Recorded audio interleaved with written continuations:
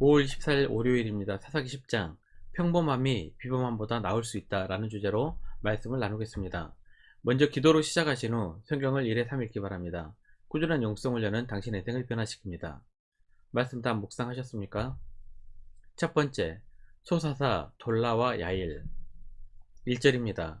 아비멜렉의 뒤를 이어서 이사갈 사람 도도의 손자 보아의 아들 돌라가 일어나서 이스라엘을 구원하니라. 그가 에브라임 산지 3일에 거주하면서. 사사 돌라는 이사갈 사람입니다. 그런데 에브라임 산지 3일에 거주했다고 합니다. 무슨 사연인지 몰라도 이사갈 지파의 사람이 에브라임 지파의 땅에서 거주한 것을 보니 뭔가 좋지 않은 사연이 있었던 사람이라는 것을 상상해 볼 수 있습니다. 지금까지 사사들이 그랬던 것처럼 돌라에게도 분명 문제가 있었던 것 같습니다. 하지만 하나님께서는 돌라도 사사로 사용하셨습니다. 돌라에 대한 구체적인 내용이 없습니다. 다만 23년 동안 사사로 일하다 죽어서도 타 지파의 땅에 묻힌 사인이 많았을 것 같은 사람이라는 정도만 알 수 있습니다. 돌라의 뜻은 곤충, 벌레라는 뜻인데 이사갈에서 손가락질 당하다가 이사갈 사람들에게서 멀리 벗어나 살았던 것 같습니다. 3절입니다. 그 후에 길르앗 사람 야일이 일어나서 22년 동안 이스라엘의 사사가 되니라. 돌라가 죽은 후 길르앗 사람 야일이 사사가 되었습니다. 그는 22년 동안 이스라엘의 사사로 일하였습니다. 특이한 점은 그에게 무려 30명의 아들이 있었다는 것인데 기드온의 모습이 생각이 납니다. 아마도 기드온처럼 부인이 많았거나 첩이 있었을 것 같습니다.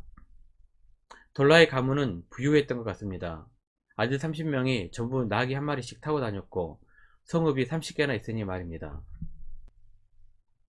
혹자는 사사 돌라가 부자였던 것에 대해 몹시 불편하게 생각하는 사람들이 있습니다. 사사라는 직분을 가지고 부정한 방법으로 부를 이룬 것은 아닌가 하는 의문 때문일 것입니다.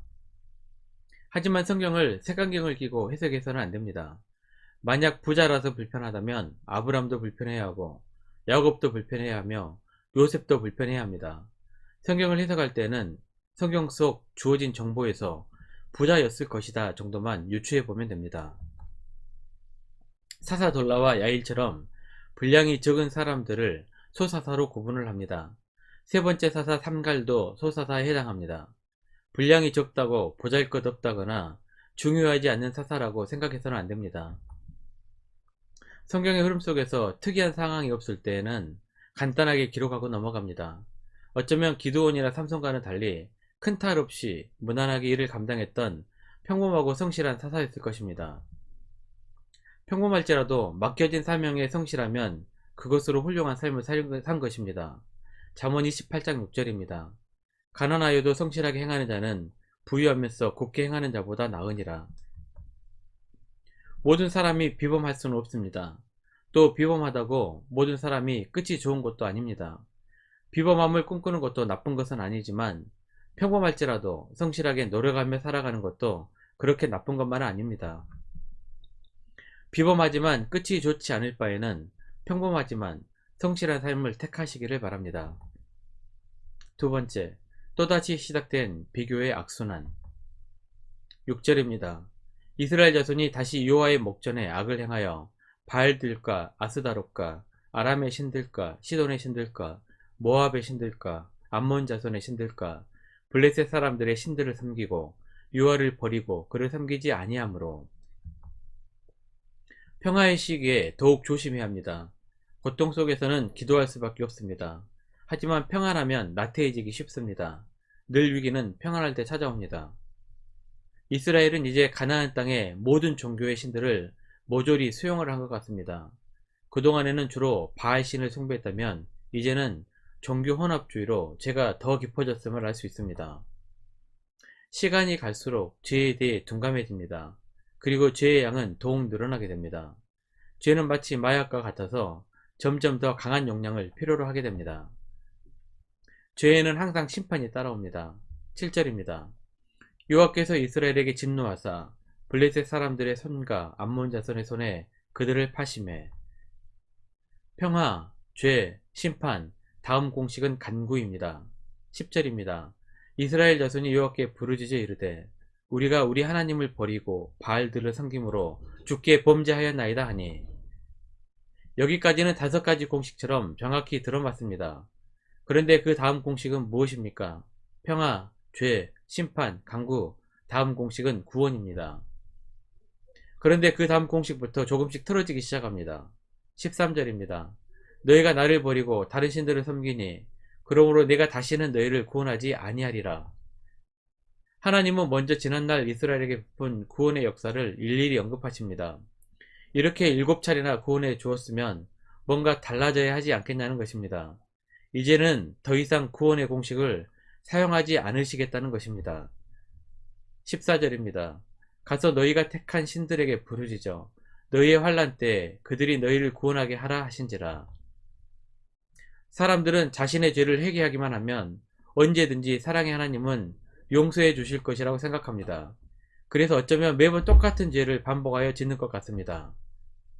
그러나 하나님은 반복되고 있는 이스라엘의 진정성 없는 뻔한 회개를 더 이상 받아주시지 않겠다고 선언하십니다. 이제 너희들이 섬기는 신한테 부르짖으라는 것입니다. 달라지신 하나님의 태도에 이스라엘은 굉장히 당혹스러웠을 것입니다. 간구 다음 공식은 구원인데 더 이상 구원 공식이 먹히지 않기 때문입니다. 그러자 이스라엘도 그 전과는 다른 회개의 모습을 보입니다. 16절입니다. 자기 가운데에서 이방 신들을 제하여 버리고 여호와를 섬기매 여호와께서 이스라엘의 공고로 말미암아 마음에 근심하시니라. 이것은 사사기에 처음 등장하는 회개의 모습입니다. 회개는 단순히 죄를 고백하고 부르짖는 것이 아닙니다.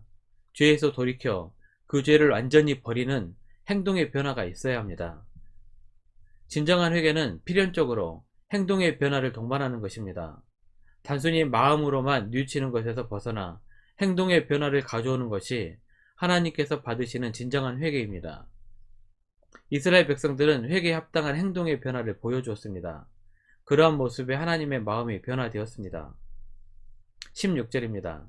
자기 가운데에서 이방 신들을 제하여 버리고 여호와를 섬기매 여호와께서 이스라엘의 공고로 말미암아 마음에 근심하시니라.